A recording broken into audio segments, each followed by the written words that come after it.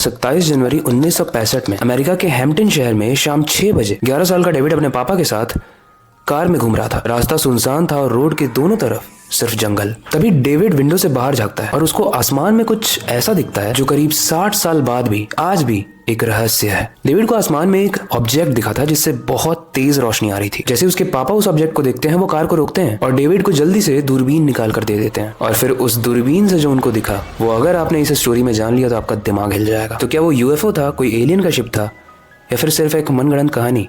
वही जानेंगे इस स्टोरी में। हेलो गाइस, मेरा नाम है अविनाश कुमार, आप देख रहे हो हॉरर स्टोरीज।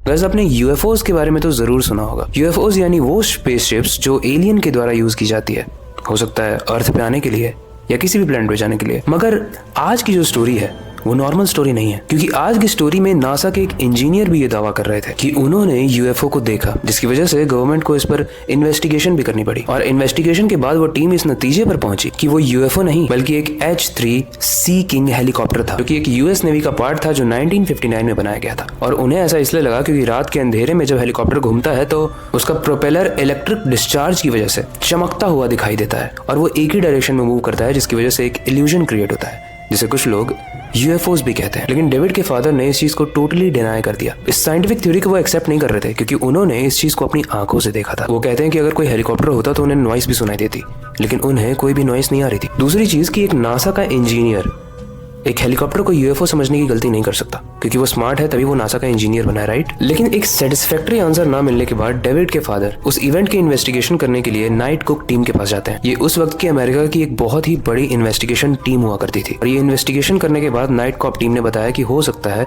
वहां पर कोई सीक्रेट मिशन चल रहा हो और ये फ्लाइंग ऑब्जेक्ट उसी सीक्रेट मिशन का हिस्सा हो। अगर आपको नहीं पता तो मैं बता दूं कि एरिया 51 एक ऐसी जगह है जो अमेरिका के नवाडा में स्थित है, और वहां पर ऐसा माना जाता है कि एलियंस, जितने भी एलियंस जो दुनिया भर में लैंड करते हैं, उनकी स्पेसशिप्स को वहां पर लाया जाता है। उसके बाद उन एलियंस को वहां पर बेहोश करके उनके ऑर्गन्स को कट करके उन पर एक्सपेरिमेंट्स किए जाते हैं, ताकि हम ये जान पाए कि अगर फ्यूचर में कोई एलियन हमला हो जाए धरती पर तो हम उसके लिए रेडी रह पाए। और ये चीजें बहुत सेंसिटिव होती हैं, इसी की वजह से गवर्नमेंट इस चीज को बाहर नहीं आने देती है। अगर ऐसे कोई भी इवेंट दुनिया में होते हैं तो वो उसे डिनाई करती है, कभी हेलीकॉप्टर बोल के, कभी इल्यूजन बोल के, कभी मनगढ़ंत कहानियां बोल के। गाइस, उस केस की बस ये थ्योरी थी। वो केस 50 साल तक ऐसे ही पड़ा रहा और डेविड के फादर इस चीज का वेट करते रहे कि कोई एक ठोस आंसर मिलेगा उनको। लेकिन इसी के बीच उनकी मृत्यु हो गई। फिर आता है 2012, जिसमें यूएस डिपार्टमेंट के डिफेंस पर्सनल्स कुछ पुरानी फाइल्स खोलते हैं और उसमें एक सीक्रेट मिशन की जानकारी थी। और उस जानकारी में से एक चीज उस इवेंट से भी कनेक्टेड थी जो डेविड के फादर ने और डेविड ने उस रात में देखा था, जिसका नाम था प्रोजेक्ट 1794। और इस चीज को इंटरनेट पे भी जाके आप सर्च कर सकते हो। यानी ये चीज प्रूव हो चुकी है कि एलियंस पर ह्यूमंस एक्सपेरिमेंट कर रहे हैं। हो सकता है उनसे बचने के लिए, या हो सकता है अपने आप को और ज्यादा ताकतवर बनाने के लिए।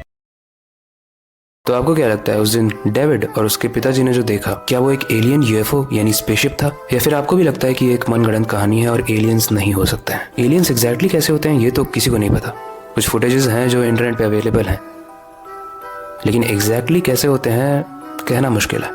आपको क्या लगता है, आप कमेंट सेक्शन में ज़रूर बताना।